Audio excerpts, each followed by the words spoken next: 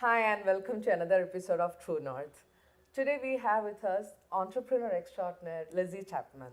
Hi, Lizzie, welcome to True North. Sure. How did you start up? How did the entrepreneurship bug bit you? How did it all begin? So I started my career in a bank in London, Goldman Sachs. I was there for about 5 years, and I ended up working in private wealth, which is basically helping uber rich people get even richer. And coming from quite a normal background myself, I found it very frustrating and unjust. It always felt like the people who really needed help with financial products were not able to get them, and the richest people just got richer by using banks. I came obsessed with this idea of fintech at that time, and this is when it was really taking off in the rest of the world. And I already had a passion for India, as you can imagine, and realized that by combining this kind of fintech theme, using technology to solve a problem, we could really create something quite amazing in this market. So I joined a startup in London that had ambitions to tackle India, and I moved here in 2011. It was obviously crazy at the time, but I instantly fell in love, and the rest is history. I never went home. I'm still here nearly 7 years later. And 2.5 years ago, we decided to start Zest Money because it felt like nobody yet had had a really good stab at solving this problem we really believed in. How did your relationship with India begin? So it probably helps that I come from a family of people who love India and are passionate about India, so I'd obviously been on holiday. And when I got offered this opportunity in 2011 to come and spend 1 year, I said, let me take a risk, it could be interesting, it's only a year of my life. Immediately, I just realized that India was a great market for me. I like a challenge, and I like things that are a bit complicated, not black and white. And I found that I could navigate things quite well, and I thought, I think the potential is very big here for me, and I think the size of the opportunities and the problems that I want to solve are bigger here than anywhere else in the world.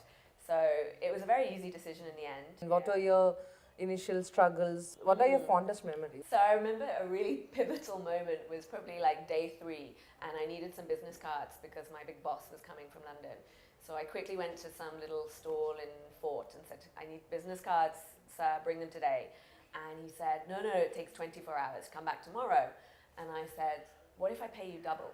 He said, sure, I'll do it in 1 hour. And it was like a light bulb went off, and I realized that if you could be creative and use relationships, you could get whatever you want done in India. And that was really exciting to me. Coming from a much more black and white culture where it's yes or no, I realized there was a lot of opportunity if you're an entrepreneur here, if you can communicate and be creative. So immediately I found it actually quite fun, quite easy. Obviously there are challenges.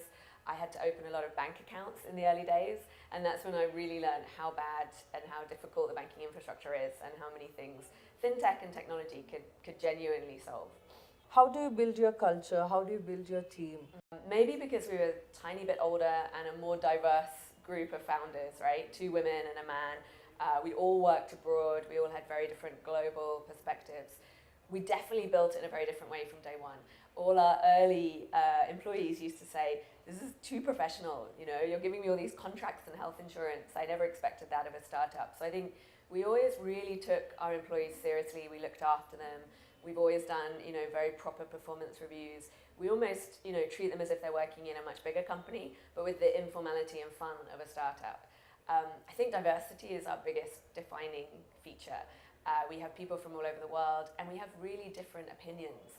And I love that. There's no groupthink. Everybody challenges everybody. What is your true north? So it's very simple. I think, growing up, I realized how unfair the whole financial services industry is. My mother, who was, a single mum, she was like a cleaner in an office, could never get a home loan or access to financing. And as soon as I could, my life changed for the better. So obviously a student loan got me through university, and I realized the power of financing and credit to normal people. In India, it's just eye-opening. The opportunity to really transform the lives of literally millions of people by just simple access to financial services products. And I think my true north is just realizing every day that the size of that opportunity is even bigger than even I could have imagined. So every time I speak to one of our customers and realize how much we've changed their life and improved their life, it's just extremely energizing.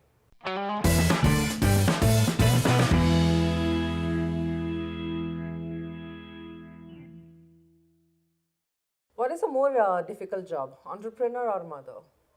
Mother. Biggest achievement so far?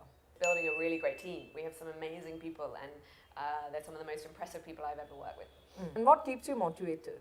Two things, the team and the customers. I just have to speak to a customer and I remember why I'm here and doing what I do. And have you got any regret? I don't believe in that actually. I think you should always focus on the now and the future. I never look backwards, and a phrase my mum always used to say, you never regret the things you do, only the things you don't. What is your biggest fear, you would say?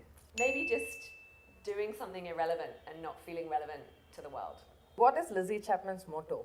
Something I've actually learned from running, which I use a lot, which is pain is temporary, pride is forever. Wow, that's a very good note to end it up with.